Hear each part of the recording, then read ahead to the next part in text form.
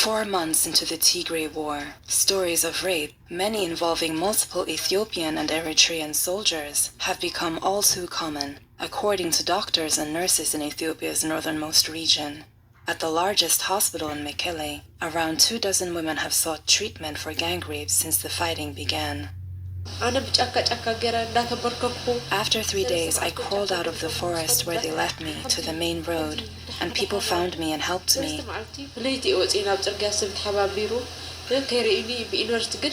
In our village, many women were raped, including unmarried girls, even a priest's wife. A soldier said, "This is our time, and now we will murder you. We were ordered to kill your children, and then we will come after every woman." Children from 5 to 15 years old and pregnant women were killed. 18-year-old Mona Lisa is traumatized by one day, the 4th of December. It was then, she says, Eritrean soldiers entered her village in the Ethiopian region of Tigray. They tried to rape me, and I was thrown to the ground. Then one of the soldiers fired bullets to scare me, but they hit my hand and then fired another bullet that went through my arm. I was bleeding for hours. Then I had my arm amputated. CNN's Nima Elbagir joins me live now from the Sudan-Ethiopia border. Nima, we hear the descriptions of a humanitarian crisis and ethnic cleansing. Who's responsible for these alleged crimes? What we're hearing from the women that we've been speaking to, Jake, really is that they feel like no man in uniform is safe for them.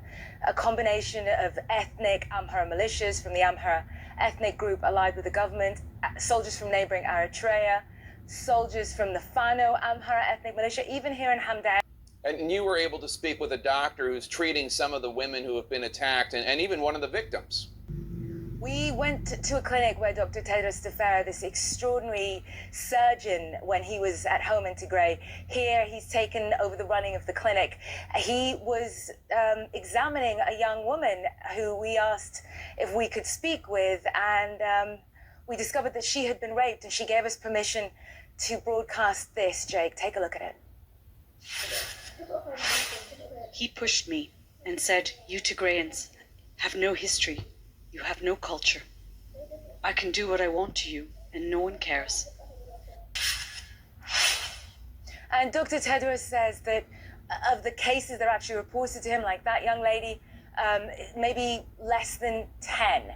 But the cases that he suspects, based on the injuries that they present with, he thinks that just here in Hamdan they could be potentially in the thousands. And he believes that this isn't just about ill discipline, as horrible as that is, that this is part of a campaign that's being intentionally waged against the women of Tigray. This is what he told us, Jake.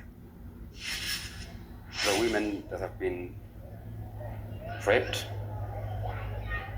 say that the things that they say to them when they were raping them is that they need to change their identity, to either Amharanize them or at least leave their Tigrinya status, and then they've come there to cleanse them. Cleanse the bloodline? Cleanse the bloodline, and then get them that they are different. Practically, this has been a genocide of different phases. And it is that cleansing of the bloodline that these women say that they're being told is being done to them.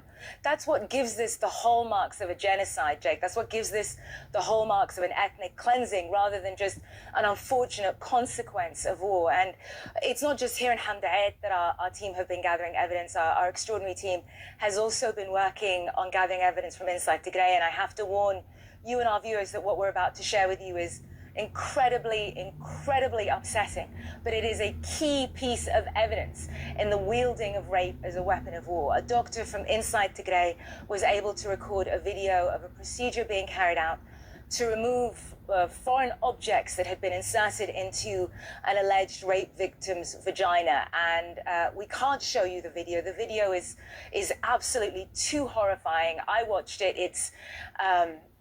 It's nauseating, it's appalling, but we can show you these stills. And these stills are what the doctors removed from inside this woman who told them that she had been held captive by Eritrean soldiers and raped multiple times over a period of days. And you can see in those stills, in a bucket, those foreign objects were nails measuring around 3 inches, rocks, used condoms, and this is rape as a weapon of humiliation. It's a weapon of collective punishment.